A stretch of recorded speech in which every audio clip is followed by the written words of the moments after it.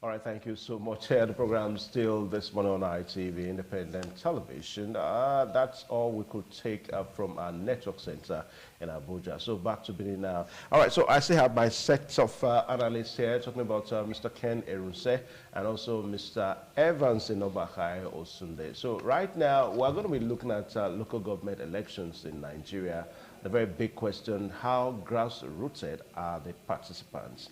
Now, we understand that it's been a whole lot of issues talking about politics in the country, in Nigeria, and of course, the third tier of government, which is the local government, administration, starting from how elections are conducted, and of course, how chairmen emerge, and how councillors across various wards emerge. In Edo State, we understand that by September, we're going to be having another round of local government election. You may have been going through towns, seeing various, electorates, candidates now, making their last rounds on campaigns, and they're also selling their manifestos and ideas to the electorate. The big question, how grassrooted are these participants, these people that want to take the mantle of leadership as local government chairman, and of course as wards, as councillors across various wards levels in the state. All right, so Mr. Ken Erunse, you're welcome one more time, and also Mr. Evans, you're welcome one more time. All right, so the big question, how grassrooted should the participants be? Let's start from there, Mr. Ken Erunse. Okay, local government elections being the third tier of government in Nigeria, and the government that is closest to the people at the grassroots, people at the hinterland, people at in our villages, our communities. It is a very important election, and because the process that would drive development to the hinterland, to the communities and the villages must be a process that must be taken seriously. Be that as it may, the participant must also be made up of people with credibility, with integrity, known in their communities to have done positive things, contributed positively to the development of their communities. They should be grassrooted as well. So to that end, we expect that those who are going to participate must be up and doing and must be people of good character, so that the voters in those communities, in those local government, will be able to make a good decision as regard who they will elect as their councillors and local government chairmen or women at the various levels. Because we're talking about developing our communities, and it is the local government that is actively involved in the development of communities. If we have to bring good roads, light, electricity, primary health care to the hinterland, to the villages, we must have a robust local government administration. So I expect that the participants must be people who are capable, who have the capacity to deliver. Okay. All right. So, Mr. Evans, now talking about the participants now, perhaps it cuts across two sides of the divide. You have those that they are coming forward for them to be elected into positions, chairmen, councillors of wards and all that. And of course, you also have those that we vote. They are all participants now. And of course, Mr. Ken Erunse talked about we need to look at the kind of contributions that those that come forward to be elected, the kind of contributions they have made to grassroots issues now. Now, what kind of contributions do you think we are looking at here? Let's be specific. First of all, the local government elections, the grassroots election. Yeah. Nobody can just come from nowhere and say, I want to become a chairman or councillor. It has to be someone who someone who you probably grew up with or have lived with. Oh. And you cannot vote someone who all his or her life have not contributed positively in the community before now, or before the person aspired to become a council chairman or a councillor. You have to look very, very deep into the person, because this is someone you have lived with almost all your life, and you've seen their character. But oftentimes we have seen them, electorate makes a lot of mistakes. They are easily influenced with vote buying and all sort of election malpractice. And it is telling now on a lot of voters who feel their votes don't really count, and they've lost interest in the election process. But notwithstanding, I think the grassroots should begin to stand up and be counted, and not just vote people of a questionable character. They should discern and check those that they are voting into power. There must be something you have contributed to the community before now. You cannot just wait to. Even the Bible says, "He that is little he that is faithful in little is faithful in much." In much, yeah. So there must be some little ways you have contributed to humanity in your community before you decide to contest for any political position. Okay. All right. So you see that elections are actually times to really test how active that people are politically, most especially the electorate. And in Edo State, September, we understand we're going to be having another round of election, the local government election. And of course, the issue of voters' apathy is a big issue. Just like what Mr. Evans said, that a lot of voters are so they have a very negative attitude towards elections. I mean, we voted the first time, our vote did not count. What is the assurance now that our vote will count? We have another case in view in September in Edo State. Now, what do we do? How do we repose this confidence, with the voters, with the electorate, to let them know that hey, your vote will count? Okay, first of all, we employ the people to take the local government election very seriously, even more serious than the last election, the presidential and governorship election, because this is the election that will directly affect them. You and I know that nobody can reach the president. You and I cannot reach the president, for example. We are not at that level to reach him and discuss our issues in our communities with him. Perhaps some people cannot even reach the governor. But hardly anybody in the community that cannot reach a councillor, for example. You can reach your councillor because these are closer, people who are very close to you. There are people you, like you said, there are people you grew up with, you lived with, and you must have done a lot of things together. So there are people you can access, even if they are rich, even if they are not rich, you can still access them because they are people you grew up with.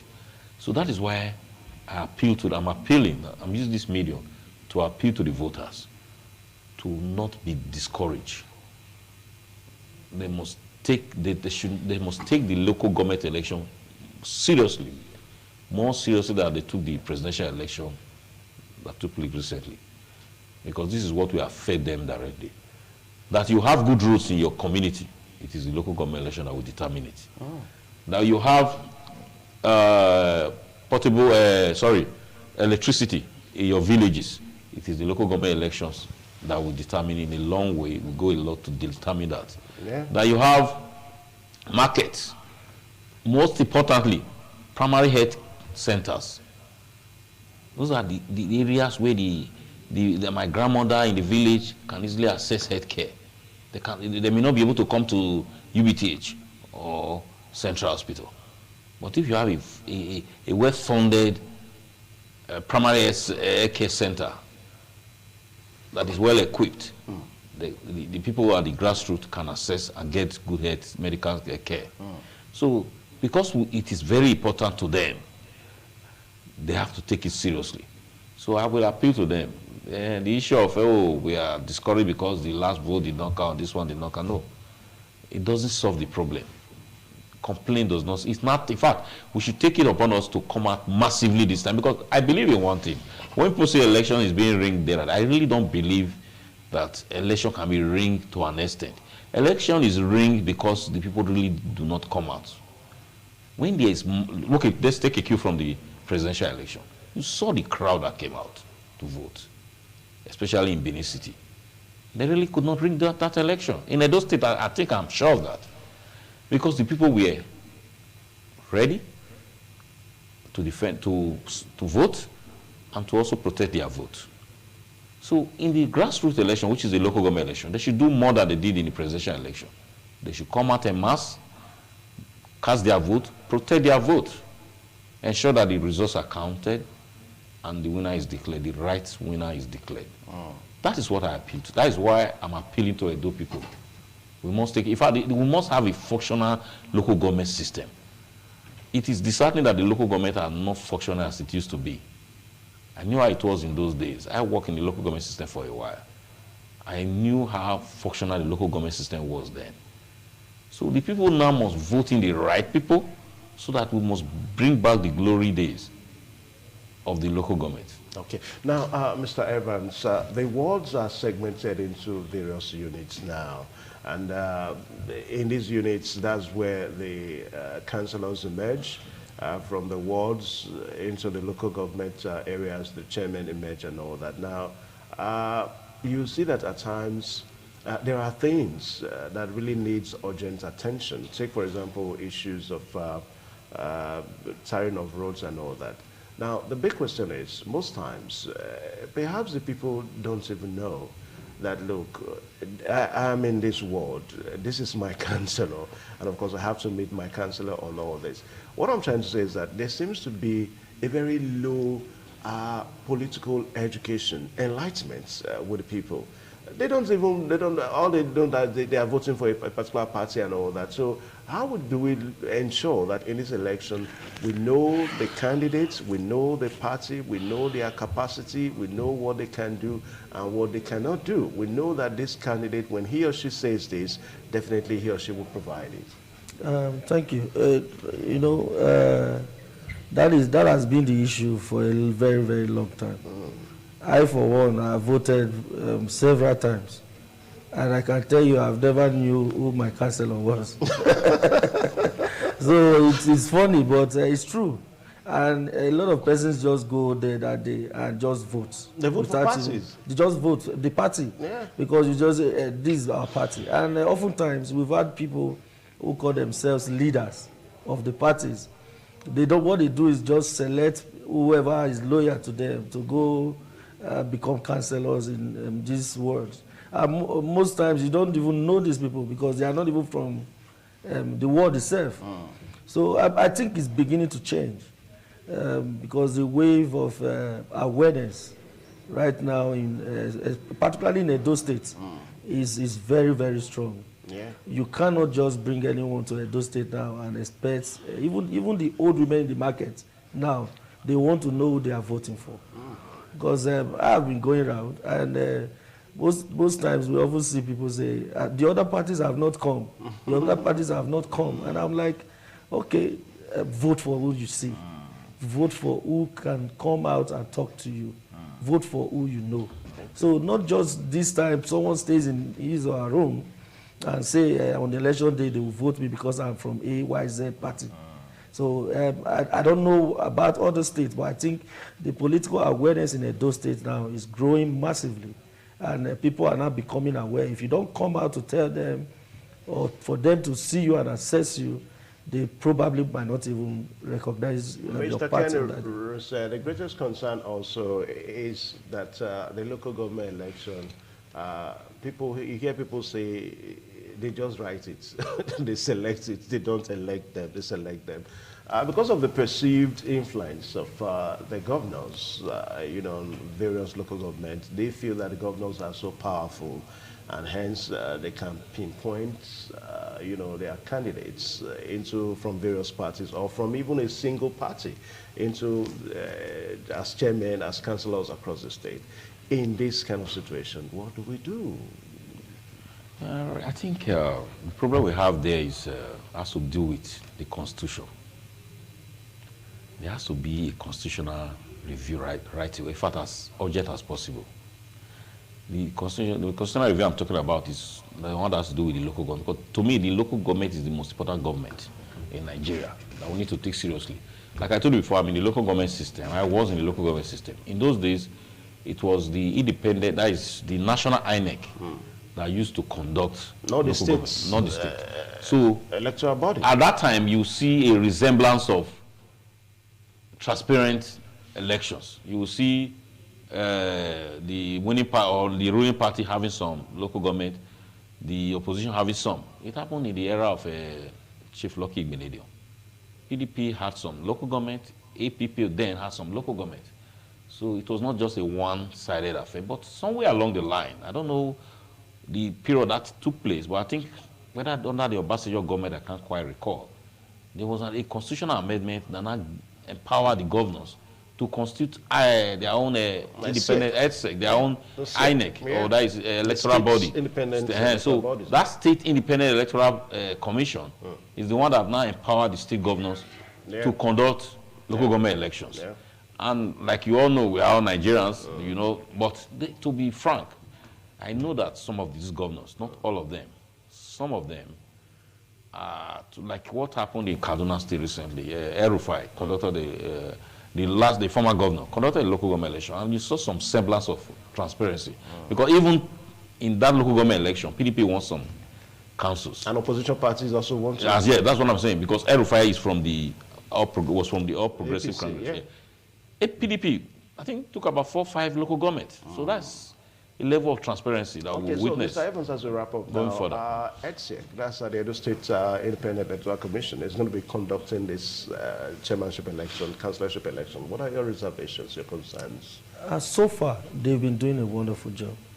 And I want to use this medium to appeal to them that they should allow the voice of the people to actually be heard this time.